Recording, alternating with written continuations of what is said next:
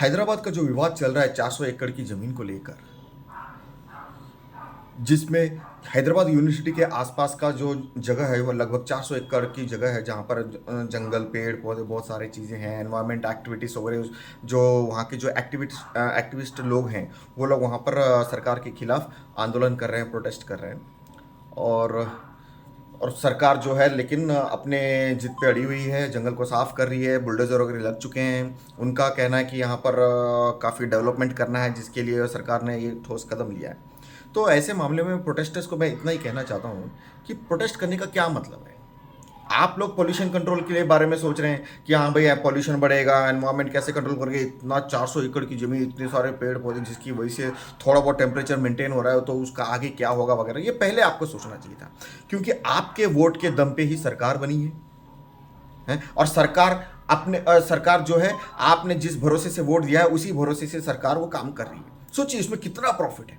400 एकड़ की ज़मीन, अरे 1-2 एकड़ की ज़मीन अगर बेच देते हैं तो उसमें करोड़ों रुपए लोग कमा लेते हैं। तो ऐसे में ये 400 एकड़ की ज़मीन का मामला है, न जाने इसमें कितने कंपनीज आएंगे, कितने सारे बिल्डिंग्स बनेंगे, अपार्टमेंट्स बनेंगे, दुकानें खुलेंगी, अरबों रुपए का टर्नओवर। इतना प्रॉफिट वहाँ के नेता लोग कैसे छोड़ेंगे?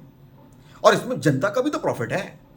ये आपको सोचना चाहिए था कि वोट डालने से पहले ये सब सोचना चाहिए था कि भाई हमको पॉल्यूशन कंट्रोल करना है, एनवायरमेंट मेंटेन करना है। तो ऐसी पार्टी को चूज करें जो ये सब चीज़ों का ख्याल रखे, हैं, वहाँ के लोगों को एम्प्लॉयमेंट भी दे, पॉल्यूशन भी कम करे, और वहाँ का जो हवा, जो उसका जो शुद्ध वातावरण है वो बनाए रखे, है, उसको इंक्रीज करे, लोगों को एम्प्लॉयमेंट दे। ये सब चीज़ें आपको सोच कर वोट करनी चाहिए।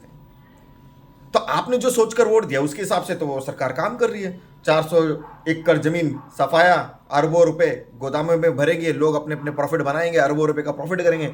अरे बाप रे, अरबों रुपए का टर्नओवर! ये आप लोगों को पहले सोचना चाहिए था। अब आपने वोट दिया है, फेस करो।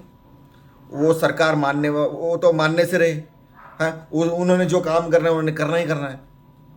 तो सोच समझ के आपको वोट करना चाहिए था। इसीलिए कहते हैं कि आपको वोट करने से पहले 10 बार सोचना चाहिए कि हमें कैसी पार्टी को वोट करना है।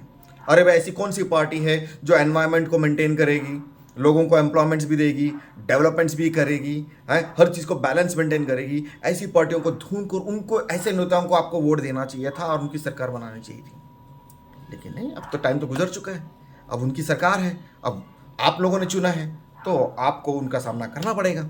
जो है वो सरकार अपना काम करेगी, अब आप करते रहो, वो लोग अपना करते रहेंगे।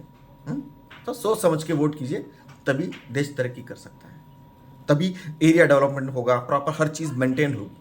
ये आपको पहले सोचना चाहिए।